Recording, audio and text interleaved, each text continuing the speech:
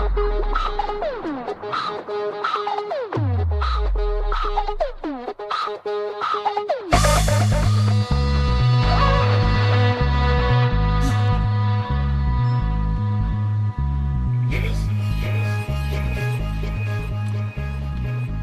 Being Present, Exploring the Solution Space, Part 1. Flowing interaction guided by consequence and initiative in dog training and dog sports. When I'm working with dogs, I'm not training them. Well, not all the time anyway. I'm not doing behaviors, and neither is the dog. Reward schedules and rate of reinforcement are not applicable except in the most crude sense. I still like cookies per minute, but my cookies are not very concrete and impossible to see if you think we're simply doing behaviors and getting reinforcement for them. Exploration guided by consequence. 90% of the time, we are not building behaviors. I spend most of my time exploring the solution space, and so does the dog. My dogs are seeking satisfaction. The desire to chase, to try, to achieve is based upon a propositional challenge and satisfaction of that challenge. The challenges are more often than not pretty meaningless in the grand scheme of things. The information we can pick up and share is far more important than the doing thing or getting it right. Follow along and I'll share what I mean with you. The main motivator during play is consequent opportunity. Opportunity is the value proposition of play, not cookies or reinforcement. When opportunity is provided consequently and marked, seizing opportunities and satisfying challenge propositions become achievement, and earned opportunities are intrinsically rewarding, are intrinsically motivating. Discovering and disclosing opportunity. The biggest opportunity in play outside of achieving the goal directly is to obtain the initiative. When is it my turn? Play Plus makes taking turns a consequent opportunity. Our Plus training doesn't really have turns. It's certainly not talked about in the literature. No other training system out there has initiative built in, and that's okay. Neither do any philosophies. Can you imagine that? Taking turns is passing or transferring the initiative. Like I pass you the dice or the ball, then it's your turn. Whoever has the initiative, it's their turn. They have the ball. The defense can get the initiative by applying pressure or stealing the ball, or otherwise forcing the offense's actions. Initiative is control over the game. Did you get some money, Luck Dragon? I see you've got money. Give me that. I will take the money. Luck Dragons are always stealing money. Don't leave it.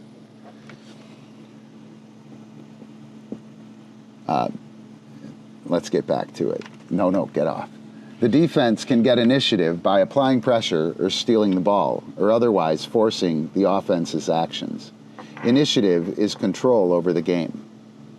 Initiative transfers happen all the time, even in your training. And everybody, especially the dog, wants the initiative. Initiative transfers are part of every game you can think of, even chess. Markers, consequences, cues, triggers, and cookies all transfer or maintain the initiative. This is happening in our Plus training, balance training, collar training, frisbee, flyball, food time, any kind of training or interaction you can think of. Everyone who's successfully working with another critter is experiencing initiative transfers. Initiative transfers are an open secret of missed opportunity. I have an image here. I'm going to read the caption. The skills and concepts are the left. The skills and concepts on the left give or transfer initiative to the dog. The ones on the right give or transfer initiative to the handler. Of course, there are exceptions. On the left, the things that give initiative to the dog are dismissal, an inceptive marker, drop, a trigger, a cookie.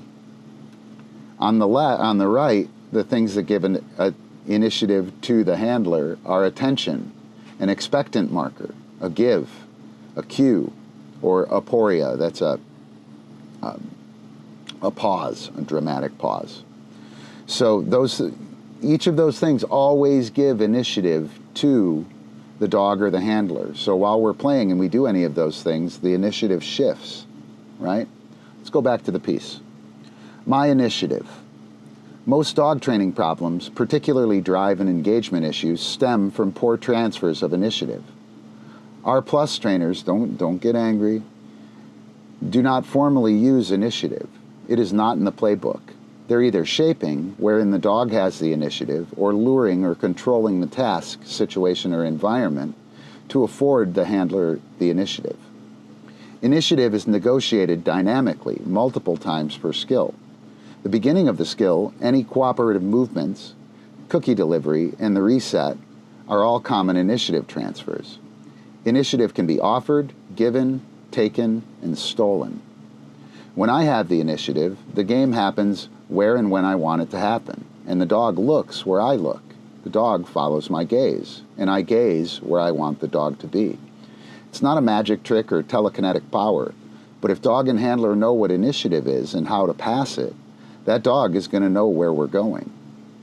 When the dog has the initiative, the game happens where the dog wants it to, and the handler looks to where the dog is at. The game and the handler's gaze follows the dog. Signs of the dog stealing initiative are having to call the dog checks out, dog sniffs, dog does it before asked, repeatedly, dog does not wait, dog bites toys without a cue, trigger, or steals cookies, etc. Essentially, anytime the dog is not with the handler or is pushing the handler around, the dog has the initiative. The one who has the initiative is the opportunity. Dogs release and reorient to opportunity. Consequent gaze shaping. Initiative draws gaze. Whoever has the initiative is the focus of the play. Initiative draws attention.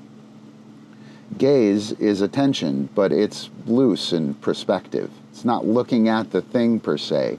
It's often anchored somewhere that affords a good look at how the opportunity is playing out or is pivoting back and forth between relevant information spaces. I have another image here. The images are available. They're linked in the description. You can check them out. I recommend it. We have 3 images: the visual pivot, the foveal spot, and the gaze anchor. This comes out of ecological psychology and motor learning theory. The visual pivot, we have a basketball image. There are 3 players on offense and 3 players on defense. One player has the ball. The player with the ball is looking at the defender on one side and their teammate on the other side. And there's a pivot back and forth of attention. The gaze is anchored between those 2 spots, so it's moving actively. Each time you move, the whole field of vision changes. So you have to pick good spots to move to. The foveal spot, it looks to be like you're the defender of a free kick in soccer or football, right? So you're looking at the dude who's going to kick the ball. And in the center, your gaze is anchored on the player's hips, right? That's where the focal point is, where your foveal attention is. That's your thumb. If you look out, hold your thumb out and look at your thumb, that's what you're looking at there. That would be put at the player's hips. And then there are a couple of concentric circles outside of that have the handlers like shoulders and feet in play, in vision. And then there's a bigger one that has the area around the ball handler and the ball itself. So the defender is looking, anchors their gaze on the hips of the player, and then picks up all the information around the player from that point. And then we have what's called a gaze anchor, and it's a volleyball scene. There's a setter who has set the ball, right? So the ball is up above the net, and there's a hitter. They're not even looking at the hitter. There are 2 areas that are gaze anchored. One of them is the area around the setter's hands and head. It's kind of big. And then there's another one simply around the ball.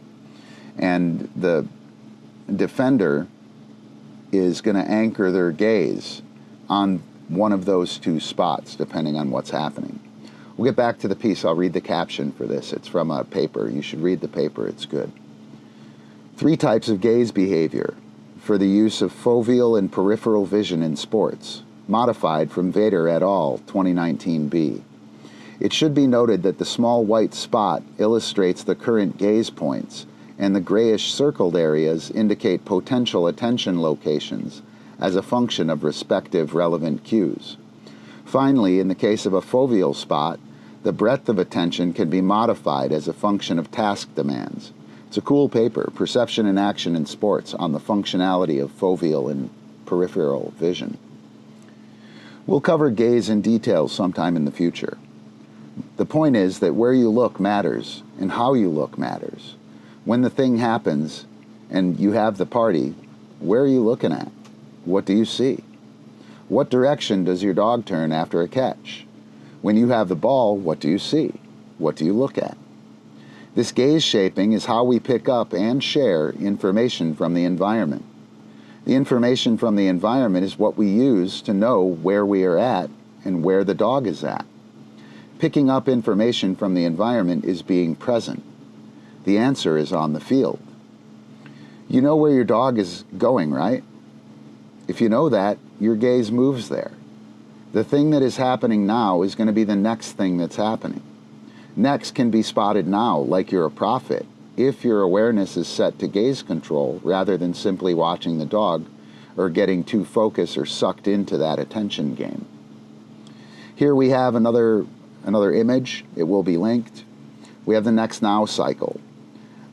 Next now cycle of play is 2 stages, now and next. Now is the proposition of play, and it's a static proposition. It's the trick, antecedent, behavior, consequence, that part of the dog trainer thing.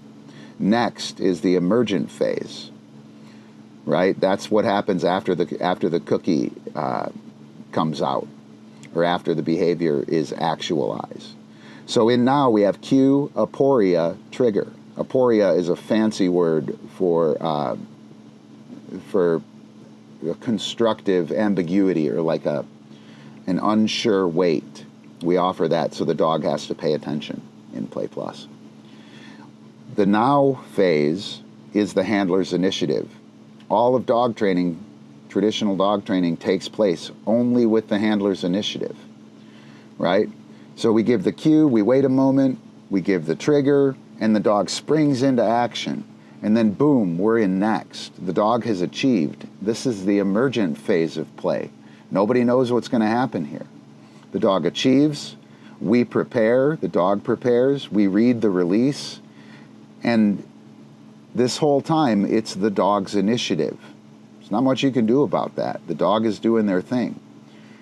After we read the release, it's the handler's job to become opportunity.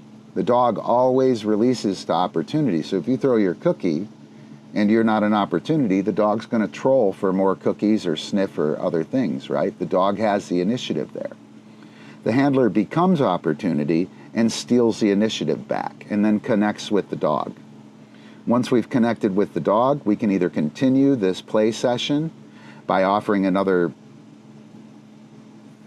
skill to do, at which point in time the dog achieves, we prepare, we read the release, we become opportunity, we connect, we do it again, and then when we want to stop, we become the opportunity, we connect, we pull the dog into position, pause a moment, we call that an expectant marker, and boom, we're back in the now phase, back where traditional trainers are comfortable.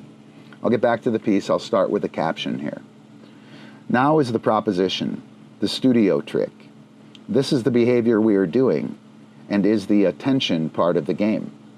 Play Plus uses a cue trigger process, verbal, physical, and that weird word aporia is a pause, some constructive ambiguity. Next is emergent activity and is based and rooted in awareness. This is where play happens. Next is where play happens, guys. Poised for opportunity. So you're exploring the solution space, guided by consequent opportunities and interaction.